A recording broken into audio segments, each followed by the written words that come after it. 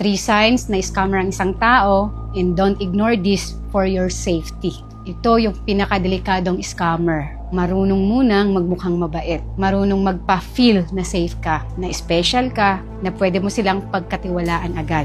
Kaya maraming tao hindi naluloko dahil bobo sila. Naluloko sila kasi mabuti yung puso nila. Sign number 1, masyado silang magaling magsalita pero mahirap magpakita ng malinaw na ebidensya. Mapapansin mo, sobrang convincing nila kapag nangangako. Pero kapag oras na para maging specific, biglang malabo. Maraming dahilan, maraming explanation, pero kulang sa transparency. At ito yung most dangerous part. Kapag emotionally desperate ang isang tao, madali silang kumapit sa magandang salita. Lalo na kapag pagod ka na sa buhay, kapag gusto mo nang may mangyaring breakthrough, kapag gusto mong may taong magsabi sa'yo ng trust me, tutulungan kita. Kaya minsan hindi logic ang ginagamit ng tao, kundi hope. At alam mo ba na alam yan ng mga scammer. Sign number 2, minamadali ka nilang mag-decision. Hindi ka nila binibigyan ng space para mag-isip. Laging may pressure, like mga hanggang today na lang, mawawala na yung slot. Sayang itong opportunity, basta't magtiwala ka lang. Real talk, kapag takot ang isang tao na mag-isip ka muna, may tinatago yan. Kasi ang totoo, ang legit na tao ay hindi takot sa mga tanong. Hindi takot sa due diligence. Hindi takot sa verification. Pero ang scammer, alam mo ba na ayaw nila ng maraming oras. Kasi habang tumatagal, mas lumilitaw yung mga red flags nila. Sign number 3, magaling sila magmukhang victim.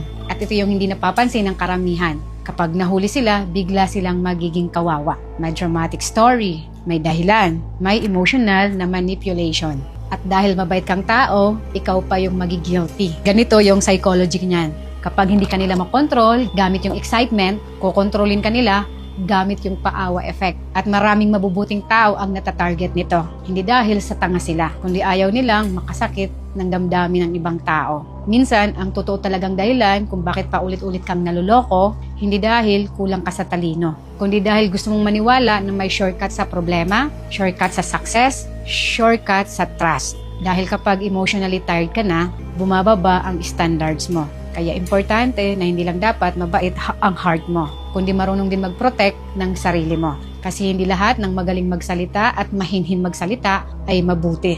Hindi lahat ng confident, honest. At hindi lahat ng religious ay mapagkakatiwalaan. Kaya next time, huwag kang mag-decision habang mataas ang emotions mo. Kapag excited ka, stop ka muna saglit. Kapag pressured ka, stop ka din ulit. Kapag sa tingin mo masyadong perfect, i-double check mo. Search names, verify records, humingi ng proof, mas maganda yon. Makipag-video call ka or meet personally para makita mo na legit, or kaya naman, pakinggan mo yung gut feeling mo. At ang pinaka-importante, observe consistency. Kasi ang legit na tao, hindi lang yan sila magaling sa umpisa. Malinis yan kahit walang pressure. Pareho pa rin magsalita, makikipag-usap sa'yo kahit wala siyang makuha sa'yo or pakinabang. And darating yung season sa buhay mo na hindi ka na madaling mauto. Hindi dahil naging cold ka, kundi dahil natuto ka ng pahalagahan yung peace, oras, at tiwala mo. Mas magiging tahimik ka, mas magiging observant ka na, at hindi ka na basta-basta nadadala sa magagandang salita. And honestly, that kind of wisdom